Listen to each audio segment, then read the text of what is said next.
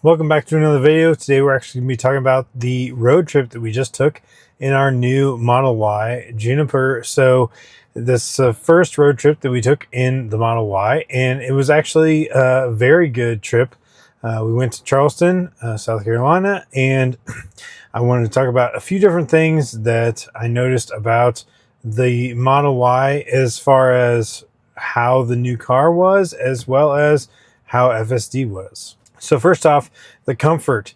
First of all, the suspension was great, and I definitely noticed, as compared to our older Model Y, that the suspension was smoother and much more comfortable, as well as the road noise was significantly reduced. So you don't notice that a whole lot when you first go back into it, but when you go back and forth between the two cars, it's definitely very noticeable. The road noise is significantly reduced, as well as there is a rear screen that was used for the kids in the back. They were able to use the rear screen. We did have a little bit of trouble with it trying to get connected with the Bluetooth headphones. So I don't know what the problem was with that, but we were trying to get two Apple headphones. So the AirPods Pro, we were trying to get those connected, two sets of those connected to the back screen, and we weren't able to get that connected. We were able to get one set connected, but not the other one. And then we basically gave up on that. And I will say that it was really nice to have that rear screen there so they could watch Netflix on the way, as well as it even without the headphones, which I think we'll try to figure that out again, see if we can get those headphones connected properly. But even without that, having the audio only in the back was actually very helpful, and it was enjoyable even for us in the front seat to not worry too much about that. Another thing that was great for the trip was the ventilated seats. So we used to have a minivan that had ventilated seats, and I absolutely loved it. It's definitely great for hot climates, and I definitely used it a few times on this trip. It was great to have the ventilated seats to cool off really quickly as compared to just cooling the cabin. Also, there were a few times that we did use the front camera for parking and such. It was nice to have that and able to see out the front of the vehicle where exactly the bumper was. So that was actually a good addition.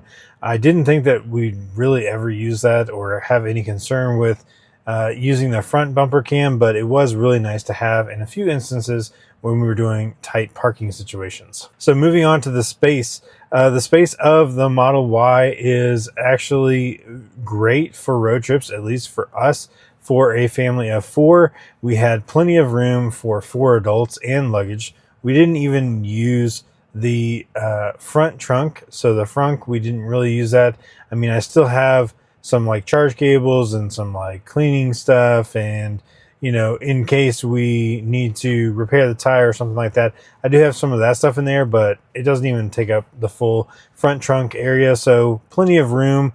It was great for our family of four. I did remove the tonneau cover because it turned out that it was actually kind of in the way.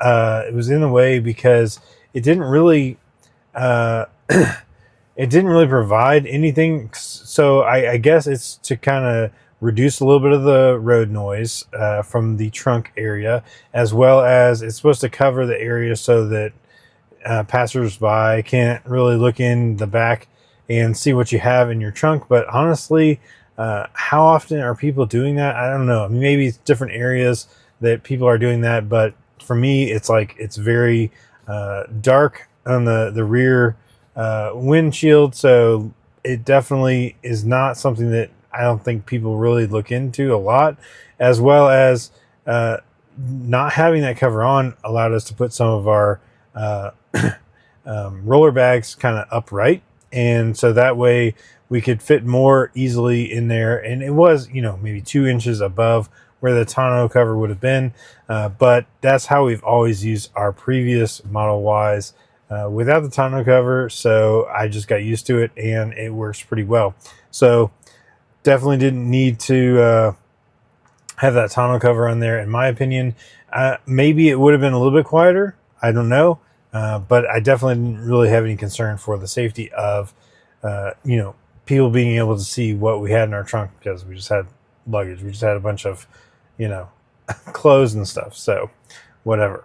All right. So as far as the efficiency and the cost of the trip, so this was a very great situation for us. We actually had only 2 charging stops on the whole trip, 2 supercharger stops, one on the way there, one on the way back, and that was a total of $26.68. So super cheap for charging. So basically we went 924 miles on just under $27. So the reason is because we had free charging at the Airbnb. So I would highly recommend, if you do get an electric vehicle and you have the opportunity to get a hotel with a, destination charger there, or if you have an Airbnb where they're going to be providing charging for you at the Airbnb, either way, that is great. And honestly, something that obviously is an advantage for an electric vehicle, because you're never going to find an Airbnb that has gas available for you to fill up your car every night when you want to take the next day and drive around wherever you're staying. So we were able to take advantage of that, and it ended up basically being essentially like we purchased less than 8 gallons of gas. And so that was basically like getting 121 miles to the gallon equivalent, based on the free charging that we got at the Airbnb, and going 924 miles on less than $27. So that was super awesome. It was a little bit more or less efficient, I guess I should say. This is less efficient than the most efficient trip that we've done in the Model Y, but this is the most efficient, I should say. Sorry.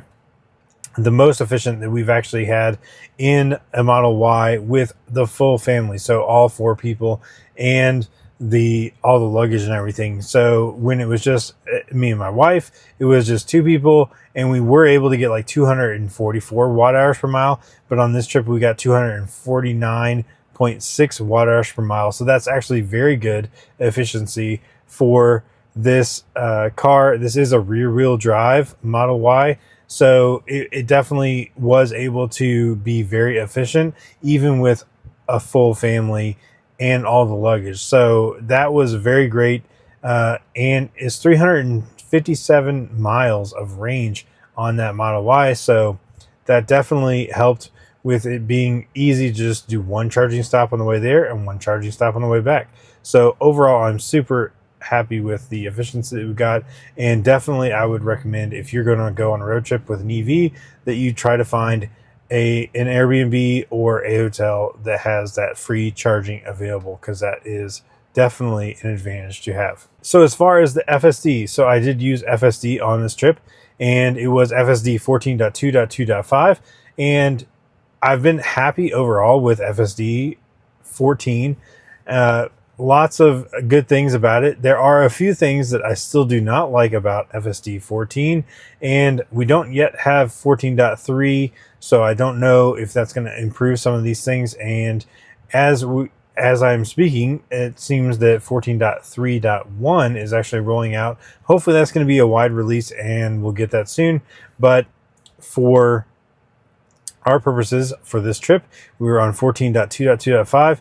I mostly used chill and sloth mode on the profiles, and that was good enough to get me to basically about 2 miles per hour over the speed limit in most cases. There's still plenty of situations where the car does not know, either by mapping or because it's a construction zone, what the actual speed limit is. And so sloth or chill is actually not appropriate to use in those situations. Sometimes I've got to go up into Mad Max. Sometimes I've got to disengage because it's 60 miles per hour, and for whatever reason the car thinks that it's 70 miles per hour because it's construction zone or whatever, and even in sloth mode it's going to go 10 over. So that is still a problem. It needs to be able to be better at reading those speed limit signs. It needs to be better at actually knowing what the correct speeds are in all those situations. And then if those speed profiles were actually accurate in all of those situations and it actually knew what the correct speed limits were, that would obviously be a much better situation than we're dealing with right now. That's still my biggest concern. I really wish we had the max speed back, that we could just set, okay, you're going to go this speed at most. And then, you know, the Mad Max, most of the time, that'll take care of situations where, for whatever reason, the car thinks that the speed limit is much less than it actually is. Mad Max can usually get us back into the appropriate speed, especially if there's other cars on the road going a similar speed. Then it will actually kind of go up to that, even though it thinks that the map data thinks, you know, it's 20 miles per hour slower than whatever it says. So definitely the speed control is still an issue and something that I'm not too happy with. The other thing that we did actually come across was there were it's like tar lines on the road. So they had like patched the road with like tar lines, and they're black tar, and the car would often on FSD try to avoid running over those lines, and so it was swerving back and forth a lot of times, because for just miles and miles they had done this temporary repair on the road, and the car was trying to avoid these things, which obviously it didn't need to avoid them. It was just flat, but it did look like there was something on the road, I guess. But without that depth perception, it definitely was not doing a good job at realizing that there wasn't actually something physical on the road that needed to be avoided. It was definitely something that we could just drive over and not have any trouble. So that was super annoying. It would actually get almost off the like outside of the lane and onto the rumble strips. It got really close to the rumble strips one time, and all to avoid something that basically was paint on the road. So that was super annoying. And then overall, the most disengagements that we still had was when we got to a parking lot or something like that and didn't park where we wanted it to park, or the navigation around the destination was not exactly accurate or where we wanted to go. So that was the most common disengagement for the trip.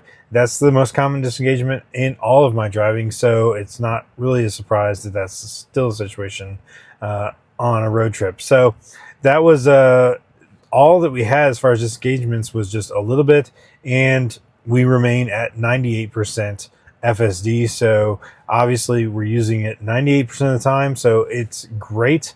And overall, FSD has been performing incredibly well.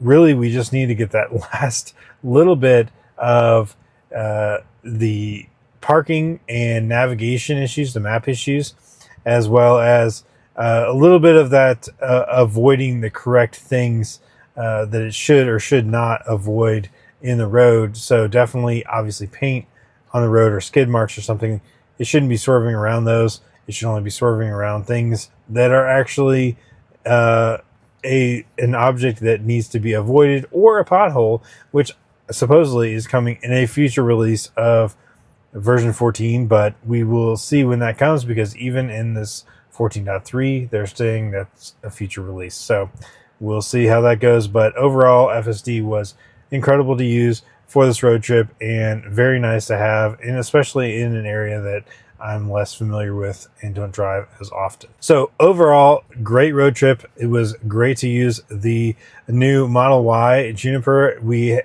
had a great trip. It was comfortable, it was spacious, and FSD worked great. So I'm overall super satisfied with that, as well as, again, having that charging available at the Airbnb that we actually had was great to make it a super cheap and efficient road trip. So overall, I'm super happy with that, but I just wanted to share that with everybody, and hopefully we'll be getting with that new FSD update soon, and we'll be getting back to some FSD videos. So stay tuned, and thanks so much for watching. We'll catch you on the next one.